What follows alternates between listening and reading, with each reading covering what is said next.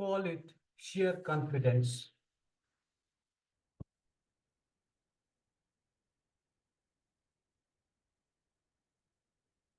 Call it sheer coincidence, rather. Just days after an internationally educated and renowned economist floated a Monroe Doctrine 2.0, projecting the sphere of influence of the world's largest democracy and the fifth largest economy, with smaller nations from the neighborhood forming what else but the periphery and the semi-periphery. Bangladesh erupted. There's no dearth of experts at this point who call it the corollary of the Sri Lankan crisis that erupted 2 years ago, and those who differ are arguing instead that Bangladesh and Sri Lanka are like chalk and cheese. I leave it to experts par excellence to conclude whether or not it's the domino effect playing out in our neighborhood.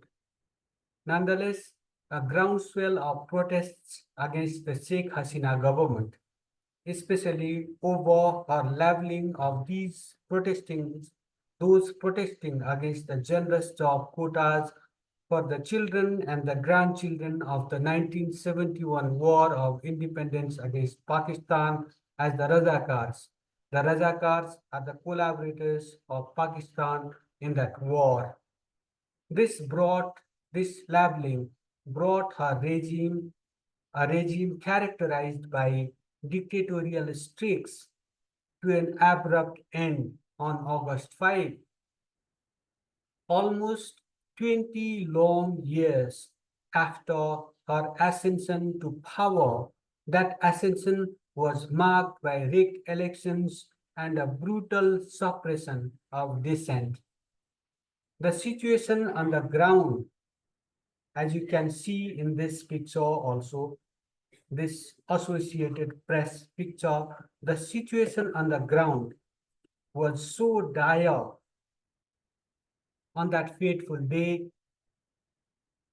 it did not even allow Hasina to deliver an 11th hour address to the nation before fleeing the country to India on an army chopper, leaving behind a trail of death and devastation. In a different context, this hasty flight reminded me of a very powerful diplomatic warning issued to a beleaguered monarch. A beleaguered monarch, while he was trying his bit to revive a country bleeding dry due to a sponsored war, due to a sponsored insurgency. Alas, the country in flames at present is the same country that had been for a decade or so witnessing what you call jobless growth, a GDP growth of 6 to 7%, despite a paltry job growth rate of around not even 1%. That job growth rate stood all along at 0.9%. This fall of a regime presiding over a jobless growth has huge implications for a corrupt to the core leadership across the political spectrum in Nepal, a country which has been, this leadership has been having a free rein in a things fall apart, the center cannot hold scenario for decades on end. Much to the envy of tin pot dictators, this cartel in Nepal has been having one long party by plundering the nation and looting her peoples with impunity, with full support, of course, from powerful collaborators. Back to Bangladesh. During her roughly 20 years in power, characterized by, as I said earlier, a brutal suppression of dissent and imprisonment of opposition leaders, including her nemesis Khaleda Zia, the matriarch of the opposition Bangladesh Nationalist Party. Sheikh Hasina had been quite accommodative of the regional power emerging as a global superpower, both in terms of economic and military might, as well as China, the world's second largest economy in terms of nominal GDP. But with a plummeting popularity graph, with a plummeting popularity graph and unwillingness on the part of Western nations, including the United Kingdom, where her relatives have been residing, unwillingness on the part of Western nations to provide this leader, Sheikh Hasina, this displaced leader, Sheikh Hasina, refuge in their countries. The guest at the Hindan Air Base at Ghaziabad may, in the long run, become some sort of a liability for the host country. This host country will seek to normalize her relations with Bangladesh, given her high stakes in terms of investment there and certain defense security sensitivities. A question arises in this context. Will Hasina's stay at Hindan Air Base, will this prolonged stay lead to some sort of a compromise over her country's national sovereignty, marked by some agreement, treaty, more or less of the kind that was forced upon Nepal as a result of King Tribhuvan's stay at the Hyderabad house as part of a struggle against the Rana regime about 75 years ago.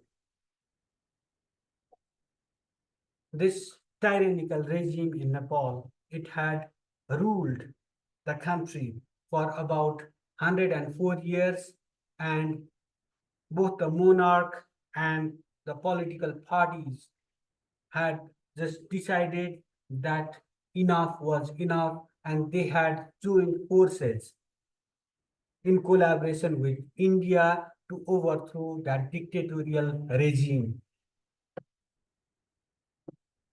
But this struggle against the tyranny just played into the hands of certain foreign forces ultimately, and Nepal ended up making some serious compromise on her national sovereignty. Anyway, the recent developments in the neighborhood, including in Sri Lanka, the Maldives, Myanmar, Bangladesh, Afghanistan, and even in Pakistan, do not give the reigning regional power with global ambitions much comfort, even as some pundits endowed with unparalleled expertise on geopolitics and geostrategy see in chaos in smaller countries great benefits for their country on ascendance. Do these guys truly believe that the superpower and the hyperpower will sit idly by while their country tries to make the most of the situation?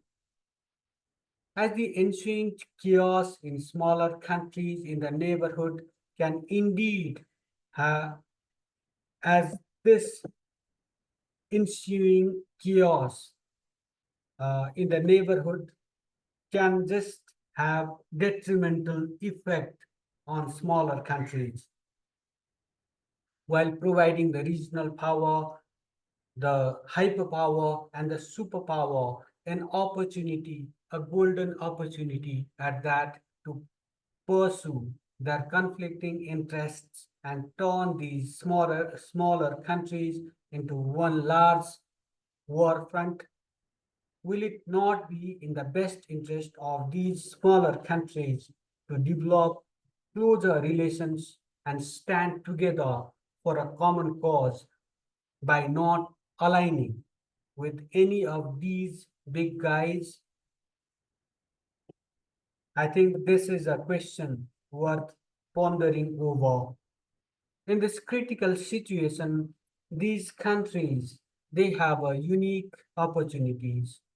They have unique opportunities. These smaller countries in the neighborhood have a unique opportunity to show to the world that they have standings of their own, voices of their own, core interests of their own, and they have not appointed any country to represent their interests in very many fora on be it on global south, climate change, geopolitics, geostrategy, digital security, and a world order for the future.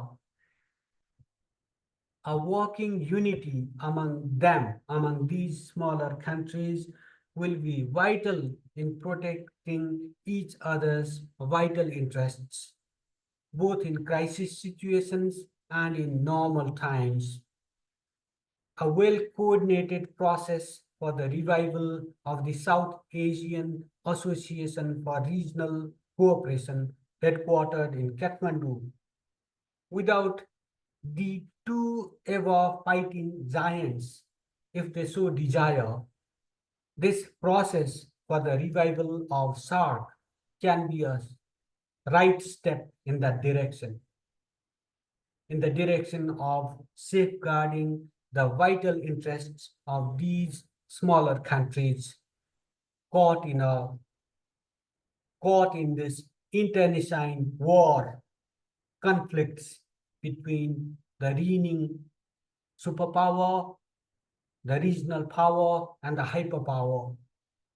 Lastly, the developments in the neighborhood in Bangladesh and Sri Lanka in particular offer Nepal's corrupt to the core political leadership some sobering lessons. It can ignore these lessons at its own peril. With this remark, I wrap up this edition of Soft Talk. I request you to subscribe to this channel, comment on our presentation, and press that like button. I request you to support citizen journalism in every possible way. Thank you for watching. Thank you for listening.